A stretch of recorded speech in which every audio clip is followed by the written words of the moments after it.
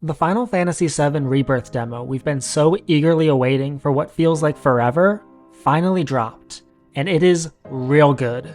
This video will include spoilers for both Final Fantasy VII Remake and the original FF7, so consider yourself warned. We have to start with Sephiroth. The Nibelheim incident is the cornerstone of Final Fantasy VII's narrative. It changes the trajectory of Cloud's life, is a formative experience for both Tifa and Zack, and it's also Sephiroth's origin story.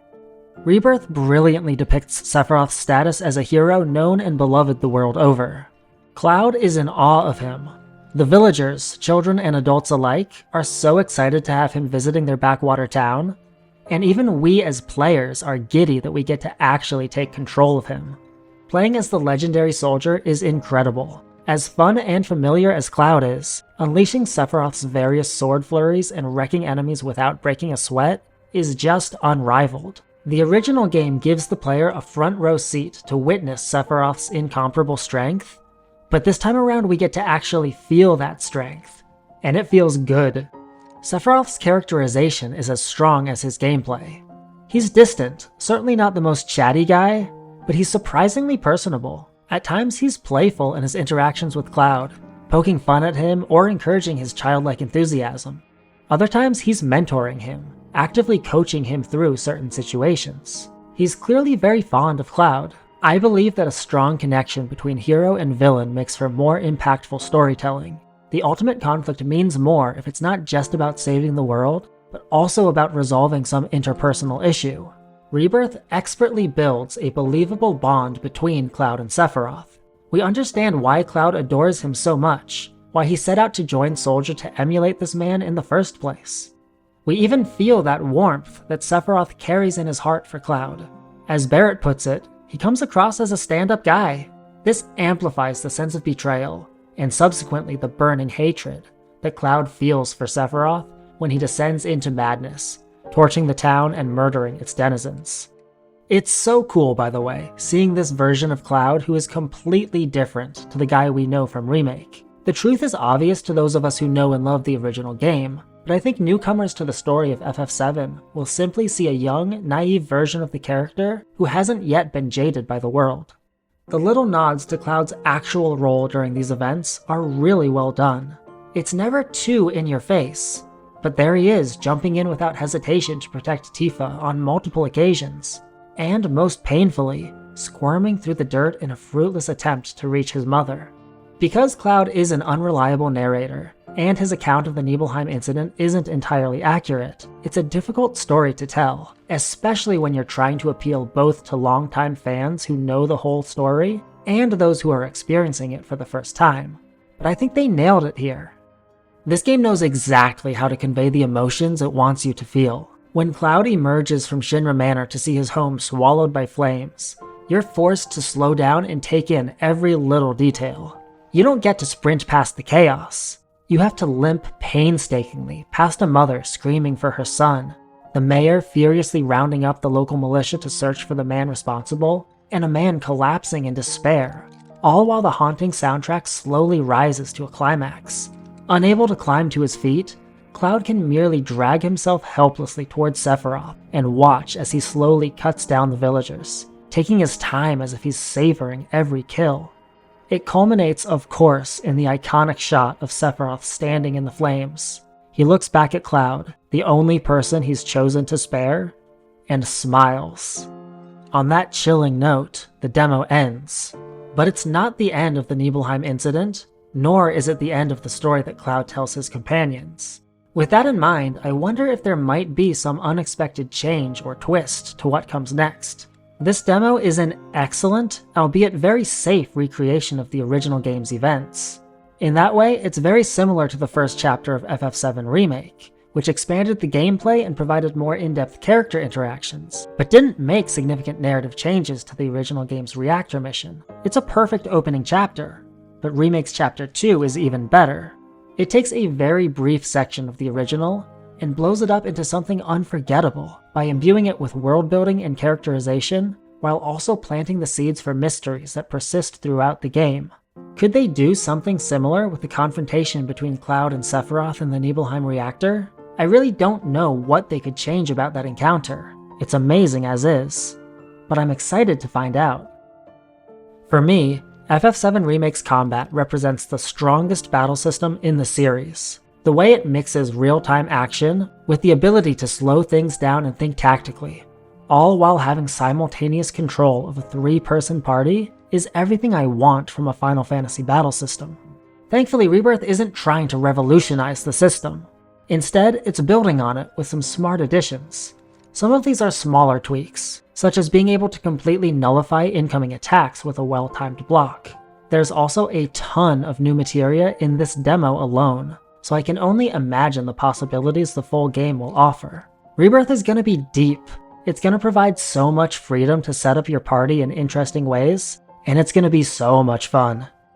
The biggest addition to the combat is undoubtedly the synergy attacks, which allow party members to team up and unleash Chrono Trigger style dual techs. These come in 2 flavors: smaller moves that can be used at will, such as Cloud and Sephiroth's dual blade dance, and bigger flashier ones that must be earned by using other moves first. These are stunning to behold, and even cooler is that using these moves provides other benefits.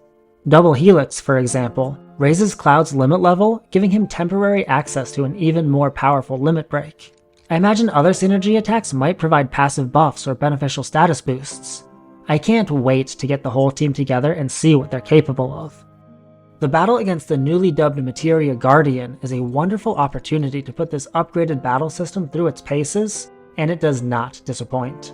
For my money, FF7 Remake has the best boss design in any Final Fantasy game. 14 and 16 are up there too, but the strength of Remake's combat makes its encounters more fun to play and mechanically more interesting. Rebirth is absolutely going to continue that trend. The Materia Guardian is just a tutorial boss, but between its wide variety of moves and multiple phases, it's already more spectacular and more fun than most bosses in most games. In terms of level design, Rebirth continues another trend that we saw a lot of in Remake. Taking a relatively small area from the original and blowing it up into a full-fledged level. Inevitably, there will be those who call this filler, but with all due respect, those people are clearly wrong. There's not a minute of filler in Remake, despite what some detractors will try to tell you. Some parts of the game are weaker than others, sure, but everything has some narrative or gameplay value. If you disagree, come talk to me in the comments and I'll explain myself further. In Rebirth's case, the long ascent up Mount Nebel gives you time to understand the dynamic between Cloud, Sephiroth, and Tifa through their small interactions. Creates the sense of actually climbing a treacherous peak inhabited by dangerous creatures, and demonstrates the negligence of Shinra as you pass through their poorly maintained facilities en route to the reactor. And of course, it functions as a tutorial that gives you space and opportunity to learn and practice the basics of combat. Even elements like the Uncharted-style climbing, which looks kinda goofy, and the somewhat tedious vacuum cleaner stuff serve a purpose. The former creates verticality and helps the environments feel more dynamic and interactive, while the latter is exactly the type of one-off mini-mechanic that the original FF7 relied on so frequently to add variety to its level design. These things stand in stark contrast to, for example, Final Fantasy XIII, which was eviscerated by critics for being too linear. In my mind, FF13's issue isn't linearity, but lack of variety. There are no mini-games, no puzzles, no unique mechanics to break up the monotony, so the game feels like a procession from battle to battle, with nothing to shake up the pacing and keep things fresh. I think Final Fantasy XVI is a great game, but frankly it has the same issue. Even when your combat is really fun, doing nothing but battling monsters over and over for dozens of hours can grow tiresome. The original FF7 understood this and worked hard to always throw in a wrinkle, even if some of its mechanics and systems weren't super fleshed out. Remake and now Rebirth are following that same blueprint, and I'm here for it. We know that Rebirth is going to feature a lot of minigames, and if they're all as well crafted as playing the piano is, we're in for something special. I'll tell you right now, this piano minigame is going to be a problem. I'm gonna spend a bad amount of time on it, collecting all of the sheet music and struggling to play all of these songs perfectly. It's gonna be great. The last thing I want to touch on is Nibelheim itself. Remake brought so much life to town areas like the Sector 7 slums and Wall Market, even if the visuals tended to suffer in those areas. Rebirth pushes that to the next level, Nibelheim isn't huge, it's just a small backwater village anyway, but it's brimming with personality. From the kids pretending to be Sephiroth, to the throng of adoring fans following him from the town hall to the inn, and the village elders exercising, there are so many little details to take in. I didn't realize this on my first playthrough, but after you encounter Zangan at the inn, he takes over leading the exercise class himself. My favorite thing though are the simmered pork sandwiches that Cloud can scarf down in the village square. First of all, they look genuinely delicious, but on top of that, the little messages you get each time you down one are a lot of fun. This demo is a very dark section of Final Fantasy VII's story, but balancing the serious and the lighthearted is core to FF7's identity, and Rebirth is nailing it. It's just so abundantly clear that the team working on this game cares. You can disagree with the direction of the story, or quibble with some design decisions, but there's no denying that this game is the product of a team giving everything they have to make the best video game they can. Even after playing it several times now, it still doesn't feel entirely real. But it is real, and it's coming out in just a few weeks. We're almost there. You went through my stuff?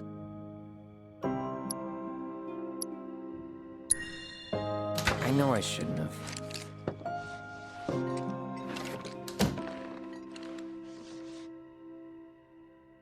Cloud! You asshole!